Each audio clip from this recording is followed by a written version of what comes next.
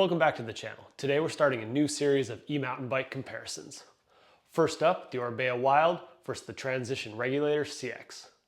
Both of these bikes already had the new motor update when I rode them, so it's going to be a pretty apples to apples comparison.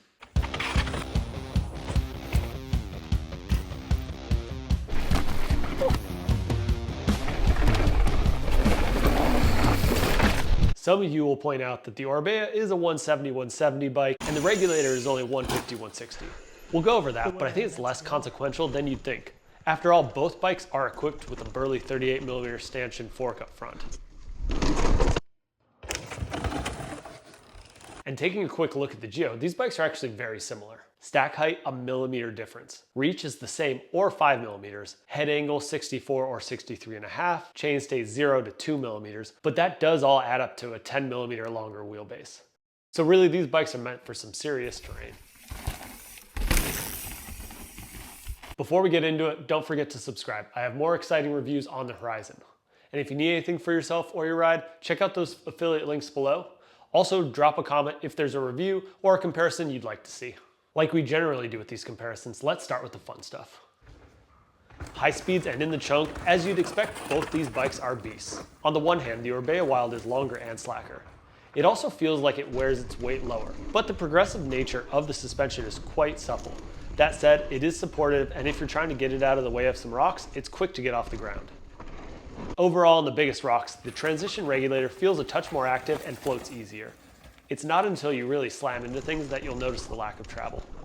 It did find the end of the suspension more often and noticeably, so while I gave them the same score, it'll come down to your riding ability and terrain.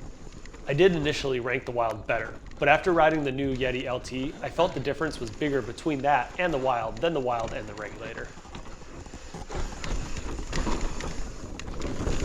Right into the steeps, this is an area where it's really hard to differentiate the bikes. Based on their area, Transition has for a long time made sure their bikes knew what was up. But I was surprised by the Wild's composure and confidence. You are positioned nicely with a high front end and good traction even when hard on the brakes. The Wild may have the slightest of edges here, but it's really the big hits that remind you of the extra travel and maybe that 40% leverage curve. This also brings us to the one issue I had with the Regulator, and that was the brakes.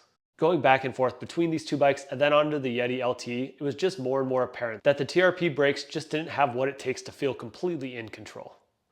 Both bikes earned a 4 here.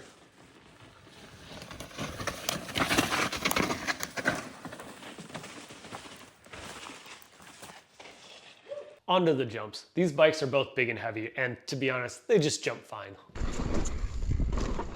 Riding a trail like A-Line or Dirt Merchant, the thought I come up with is, again, just fine. Not as fun as, say, the Santa Cruz Nomad or my Da Vinci Chainsaw. They go straight and fast, and you can get them sideways, but they are better on bigger jumps. Moving about the trail, the Orbea does feel quicker and slightly more lively.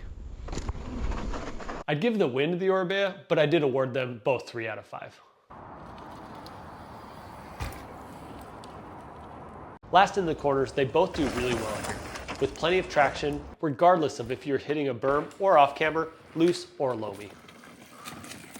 That slightly livelier feel gives it to the Orbea, especially for quick direction changes. But again, points are awarded the same.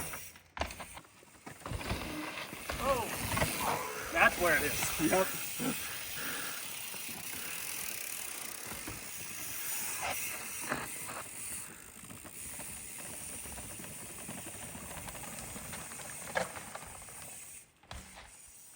The way I look at it, both these bikes are really just an alternative shuttle rig. But how they do that can mean something for how many laps, the terrain, and who will want to pick one up. First off, body position. So I'm 5'11" and have very proportional arms and legs. That means both these bikes fit me very well, and I should mention I'm 170 pounds for range comparisons. I tend to prefer the Transition slightly shorter reach on the descents, but climbing the 480 reach of the Wild made a difference when it came to switchbacks. Both are super comfortable, getting 5s for body position. But I gave the Orbea a 5 on switchbacks and the Transition only a 4. Traction and efficiency are very well balanced on both bikes. I think they lean slightly more active to really allow you to put the power down. But because of that power, you're not going to have any issue making short work of just about any climb.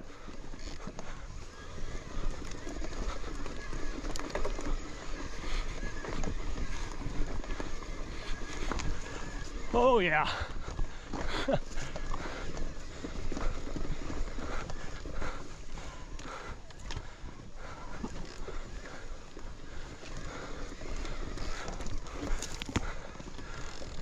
Checking out the Loam library, these bikes are neck and neck with each other. So let's talk about quality and value. It takes some time for me to have a good idea of quality, so I was excited when Transition reached out after my initial review. I do believe they have made a leap forward with this regulator. I saw significant improvements with the V3 Sentinel, but this continues, and maybe in part because of the lack of in-frame storage, is better. The Orbea Wild is still quieter, but that could just be because I wasn't finding the limit of the travel as often. I've heard some less than stellar things about Orbea's warranty, or just ease of getting replacement parts, and that's always worth considering. Also, a 2-year warranty from Orbea is on the more limited side. You do get more options for builds, which is really nice, but other than the brakes on the XT build, the Transition builds are good. Now, who are these bikes for, and do I have any final thoughts that could help? It's a bit hard to quantify, but there is a slightly sportier feel to the Orbea Wild. If I was racing eMTB, I would probably go this route. The Orbea also allows you to run a dual 29er or mixed wheel, so while I would go MX all day, depending on your terrain, you may have a different preference. You also have the option for a larger battery, which some people will like. Lastly, the headset cable routing, for better or worse, is not going to fly with a lot of home mechanics. On the regulator side, it's lighter, and having owned a number of Transitions in the past, can vouch for their customer service and warranty. There's also nothing inherent to the bike, like the headset cable routing, to complain about. Yes, I'd swap the brakes, but that's about it. You can also up the travel of the regulator to 160 in the rear, and of course, if you wanted, 170 up front. So it really evens the playing field. I feel like the regulator has been slept on, and it shouldn't be. This is one capable and fun e-bike. Now Transition, help me out with the SX. I know it's not the power, but I really think that's the bike I'd get along with. If you're looking for a full power e-bike that can handle the roughest terrain, you're not going to make a mistake with either bike. Build kits are always going to change, so I cannot totally say one is better than the other. And the 2026 Wild gets a nice color display.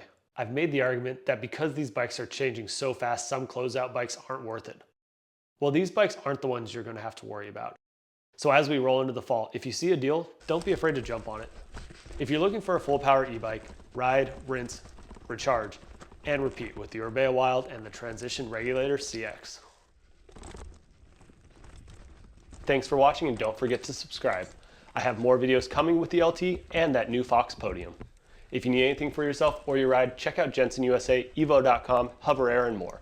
Affiliate links are in the description and on my channel's page. Now get out there, go fast, and take chances. See you next week.